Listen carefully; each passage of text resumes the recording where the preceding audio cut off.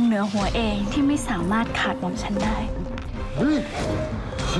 มีเหตุบังเอิญให้ข้าได้กินคนอยู่ตลอดเลย แต่ว่าข้าก็รู้สึกอิ่มท้องดีนะ เปิดประตูเข้ามาเลยท่านละหมาด มีอะไรหรือเปล่าเพคะ มากันเยอะเลย มีอะไรจะบอกเราไหม มาให้หนูบ้างจ้ะว้าว พระมเหสีตั้งร้านขายพวงมาลัยอยู่ในตลาดพระเจ้าค่ะ น้องโซนลำพาพี่คิดถึงเจ้าเหลือเกิน